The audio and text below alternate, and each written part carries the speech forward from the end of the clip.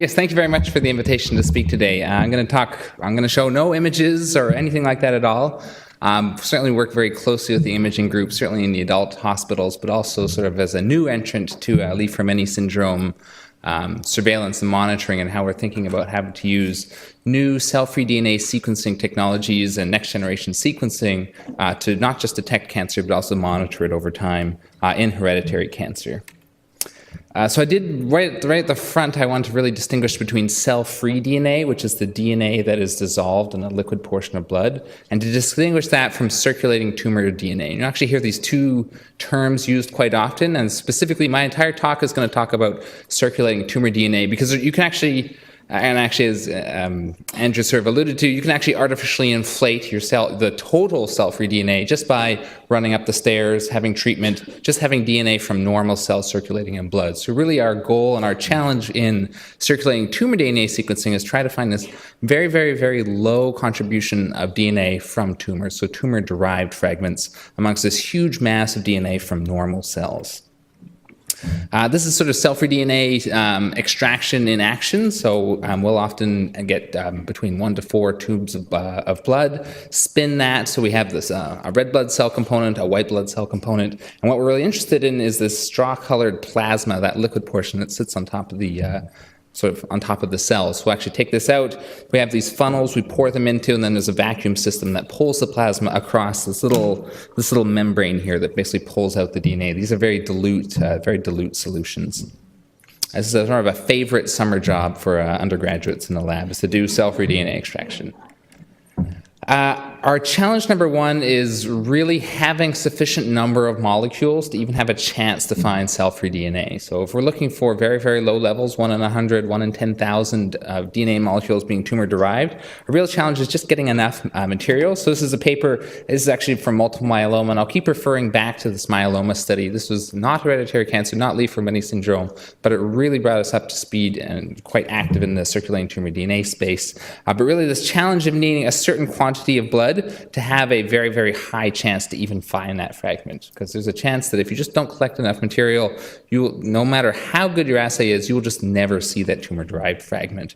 Myeloma was also a great entry point because compared to other solid tumors, those patients in general have much more cell-free DNA.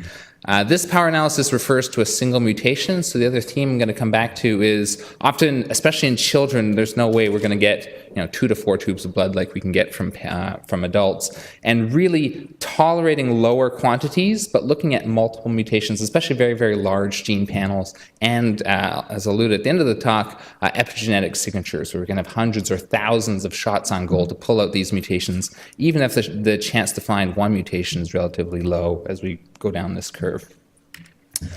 Challenge number 2 is that DNA circulating in blood is highly fragmented. So the way to read these plots, this is DNA on a gel. This is a ladder, just for reference. This is nice, high, intact molecular weight DNA. This is the best DNA you're going to get from blood cells. This is what we actually usually get in pathology departments. These are tissues that are embedded in wax. They're stored at room temperature. That DNA gets fragmented out. Cell-free DNA is way, way worse. It's fragmented down, actually, very, very consistently down to these roughly 150, 160 base pair sequences, and that actually corresponds to the length of DNA to wrap around a nucleosome or a protein. So essentially you have these DNA floating around in blood, we think more or less protected by these proteins. As I said, we really want to get away from single point mutation testing and look at really as many mutations as we can to try to detect, especially early stage disease. The technology we use in my group is called hybrid capture. This is an exon. P53 has between 10 and 12 exons of P53, depending on how you annotate it. The challenge with a lot of the historic techniques, ddPCR is sort of the gold standard in our field. It's very, very sensitive to find a single mutation. So if you have your mutation here, you're going to find it. The problem is you miss mutations elsewhere in the exon or somewhere else in the gene. This is actually a big challenge for trying to track and monitor multiple independent tumors like we may expect in Li-Fraumeni syndrome. So our technique, rather than focusing on one mutation, is use this big bait that sits down and pulls down fragments in regions that we expect are going to be mutated or methylated in Li-Fraumeni syndrome. Our third challenge is really that problem of these very, very low quantities of tumor-derived fragments. So in the lab, we are usually sequencing up here. So if we're looking at mutations in tumor samples, to really get these very, very rare fragments, we have to be sequencing way down here. 250,000 X coverage, so really reading as many DNA molecules as we can in the ctDNA space. This increased costs, so for us, the more DNA sequence you generate, the greater the cost. So our strategy has really been to focus very, very tightly on the regions of the genome where we expect those red X's, where we expect those mutations.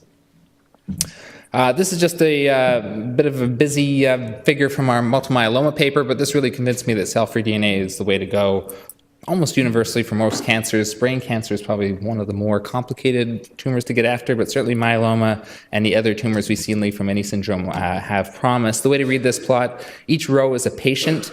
In this case, we had a tumor for every time we had a blood sample. So blue is where we found the same mutation in the tumor as the blood. So you see a lot of blue on that plot. That's exactly what we want. We can go down to very, very low allele fractions, so 0.4%, so very rare tumor-derived fragments, especially as patients are doing well. In red are where we got it, where we missed mutations. It doesn't happen often. These were actually already very, very rare fragments in the tumor itself. So we're looking for very rare subclones. Those are the two we missed. And in yellow, we listed these as false positives, but we kept seeing them over and over. And this is the other real promise from cell-free DNA sequencing is you're getting essentially an average of all the DNA circulating in the body. And in this case, in these patients, we did see this mutation in blood over and over. It wasn't in the single tumor that we looked at, but it actually turned out this patient had multiple metastatic deposits. And so I'm convinced those mutations must have been in those other metastases. We see them in blood consistently, but not necessarily in the single tumor that gets biopsied. So Li-Fraumeni syndrome is actually an ideal next step for these technologies. It's ideal for two reasons. The diversity of tumors, you're not expecting specific metastatic sites, specific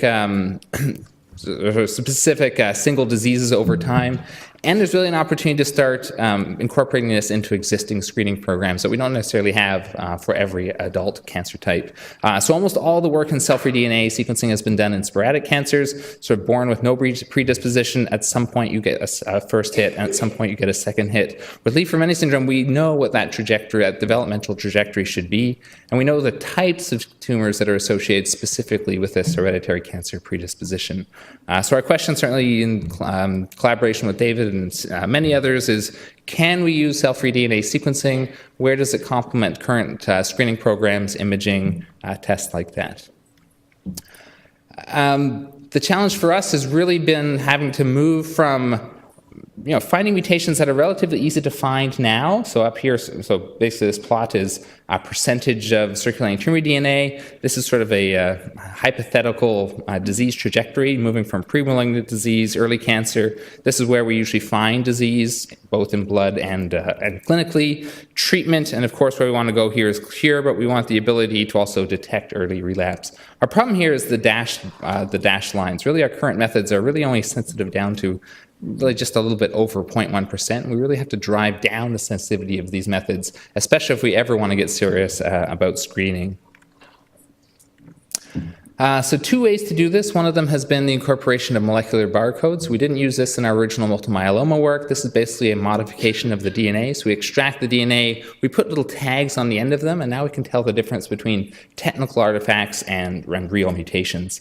This is data from our first myeloma paper. We call that liquid biopsy sequencing. This is the real mutation, and as you dilute it down, you have this problem in that you sort of crash into this background sequencer error problem. So you see it over and over. It's very consistent. We just cannot get past this technical barrier. Incorporation of barcodes essentially suppresses that background error to virtually zero. And now our problem is we actually run out of DNA. You don't have that background sequencing error down here, but we just don't have enough DNA fragments to find these three mutations, and hence the need to really start to think about expanded panels and expanded strategies.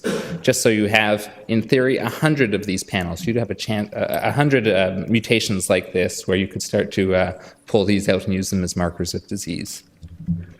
The other one, this is actually some of our work we've done in Lynch syndrome. Lynch syndrome is famous also not only for being hereditary cancer syndrome, but really have this very distinct mutational phenotype. You sort of pile up these insertions and deletions. We've actually just designed a targeted panel specifically for Lynch syndrome. Most significant here, really, this incorporation of 125 sites that we know are much more likely to be mutated than we'd expect by chance. And this is a collaboration with Adam Schlein, especially in the Li-Fraumeni space. Where are those sites in Li-Fraumeni syndrome? I don't think it's going to be as extreme as it is in Lynch, but his early genome sequencing work does suggest there may be a signature that we could bait. And this plot here just shows, at least in Lynch syndrome, differentiating patients who have MSI diagnosis or tumors that are MSI positive, all here in red, and really being able to differentiate those for that are MSI negative. So there's potential to take what we've learned from in Lynch syndrome and think about applying this to Li-Fraumeni. The other technology we have applied to Li-Fraumeni syndrome patients is cell-free methylated DNA immunoprecipitation and sequencing, nicely shortened to CF-MEDIP for short.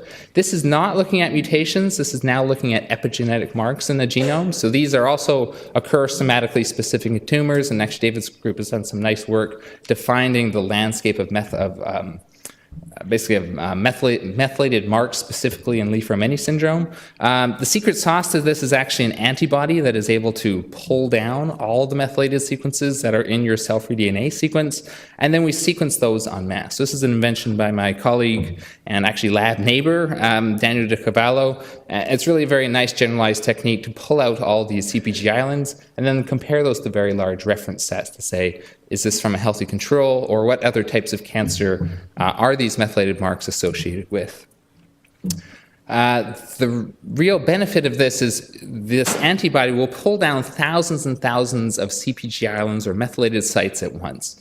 And sort of very analogous to pulling down thousands and thousands of mutations. We actually don't likely have thousands of mutations to pull down on Li-Fraumeni, but we do have thousands of differentially methylated regions. And he showed just through the cell line dilution series, you can tolerate massive allele dropout, orders of magnitude, you have hundreds of thousands to choose from. You can tolerate from very, very small blood draws the detection of only a few CpG islands to really pinpoint specific cancer type or the contribution of DNA from specific cancer types circulating in blood. This is a figure from his paper. It's in revision. It's in revision now. Essentially, this is essentially a clustering plot driven by specific CpG islands associated with these cancer types. And what he's shown, depending on which CpG islands you look at, you can differentiate different cancer types from others. So this is not necessarily an overly quantitative method, but it is a very powerful method for saying, yes, there is cancer present, and here's the cancer type that you have based on your CpG island profile.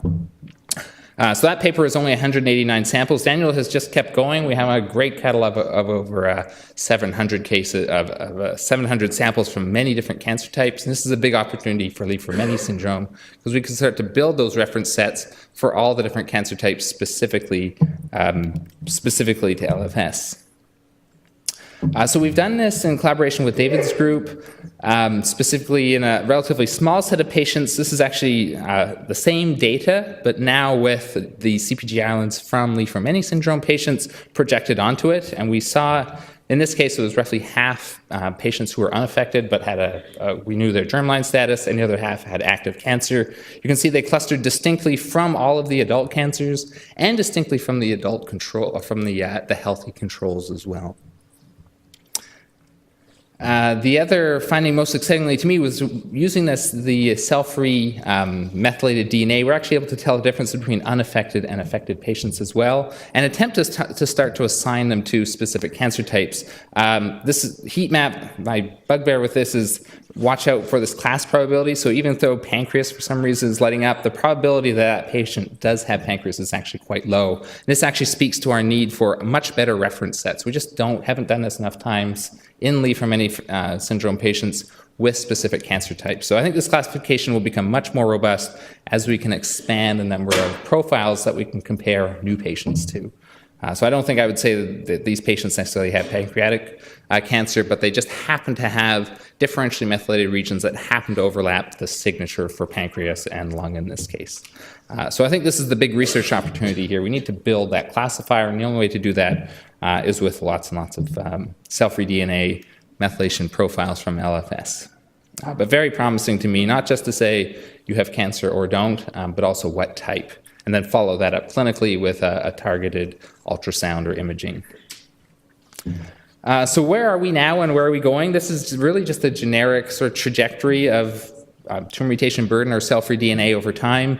I sort of customized it for Li-Fraumeni syndrome, where of course we have these multiple malignancies or potential for coincidence malignancies. And where we want to go is, of course, catch these much, much earlier. So we want to decrease the tumor burden naturally, but also move this curve to the left. We want to catch these malignancies as early as we can to decrease tumor burden overall, but also just improve survival in general. So where we're really working now is we've done this in 10 patients. We want to expand this proof of principle, expand the reference set, both in the mutation space and in the epigenetic space.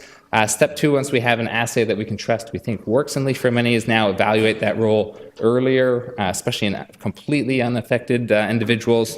And long term, really, what do these patterns look like over time? This is a theoretical plot. We want to build this plot for every single person with data. Really, that longitudinal study for really where is this technology going to sit? Is it monitoring active disease, or can we really move this much earlier? So here's my lab, certainly a great collaboration with David and many here in Toronto, and I'll be happy to take any questions. And you can email me right up here. Thanks.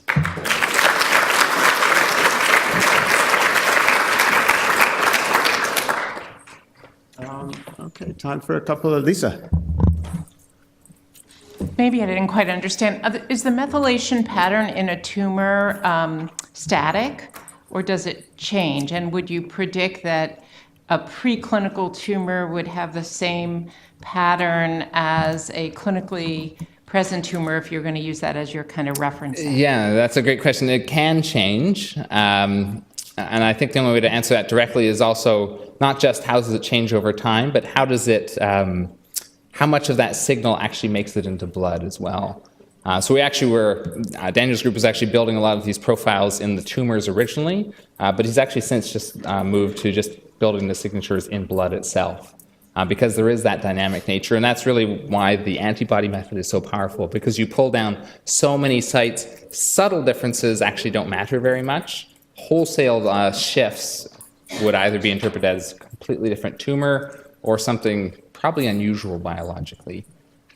But really, that's the redundant measurement of thousands of CpG sites insulates us a little bit from that issue, which does happen. Actually, just a little quick, Lisa. Also, when we look at the Li-Fraumeni-derived fibroblasts, the skin-derived fibroblasts, as they passage through and they start to evolve transformative events of some sort, you actually see the methylation patterns change. So it's sort of perhaps a surrogate of what might be happening in vivo as the tumors evolve. David.